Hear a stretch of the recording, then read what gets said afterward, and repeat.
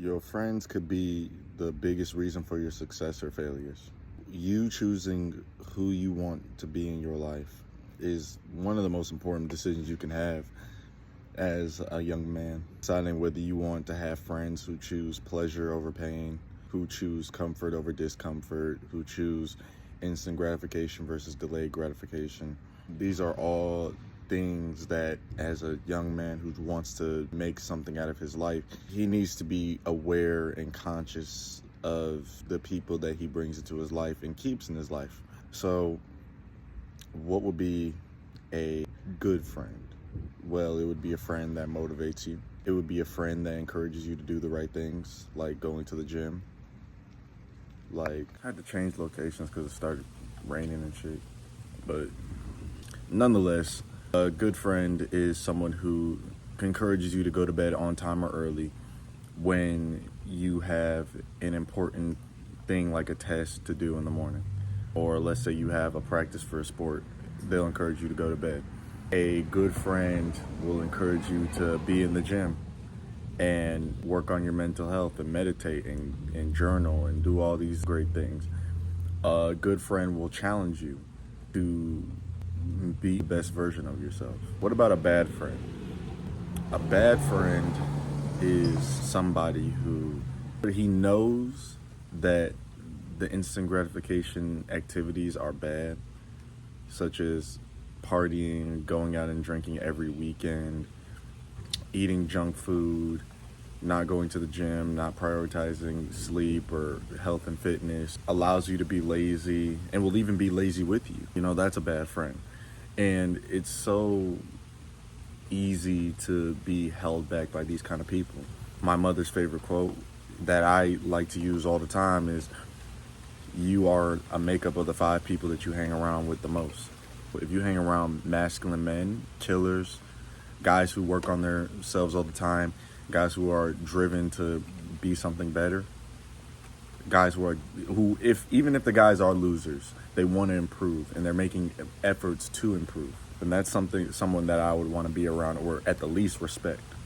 But if your friends are video gamers, if your friends are fappers, if they watch porn, if they don't read, if they work a shitty job and they continue to stay in that job and they have no aspirations of going anywhere beyond that. It's late at night and you're planning to go to bed because you're on your self-improvement, and your friends tell you to play another match on a video game.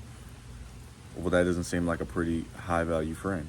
You may think that the best thing for you to do is to, like, oh, let me get my friends on self-improvement. Let me try and motivate my friends to do the right things. You know, if they're playing video games, let me tell them, hey, let's go to the gym, or hey, let's do this, which is good.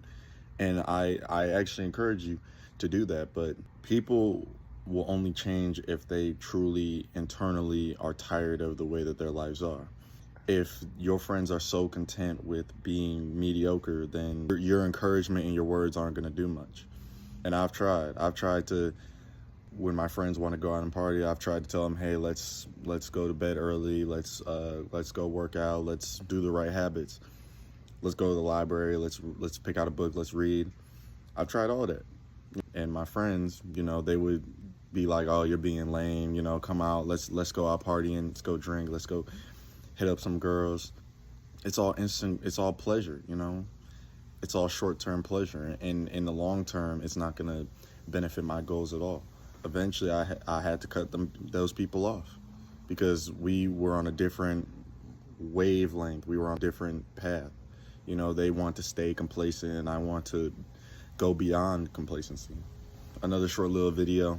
That's my little spill on what I think about friendships and who to choose to bring in your life, and just hopefully I gave you a little bit of perspective on the type of people that you want to surround yourself with, because nobody wants to be depressed, nobody wants to be out of shape, nobody wants to be mediocre, nobody wants to let the people in their life down, like their family members. But you have to understand that you are 100% responsible of the things that happen in your life. And when you hold this mindset, you automatically begin to start improving. Instead of making excuses and blaming everybody else, you start doing the right things and doing the right habits. More videos on the way. self-improvement videos on the way. If you want to, you can subscribe. You know, it's up to you. I'll be posting more content like this, giving my own experiences on self-improvement. And have a good day. I hope it stops freaking raining.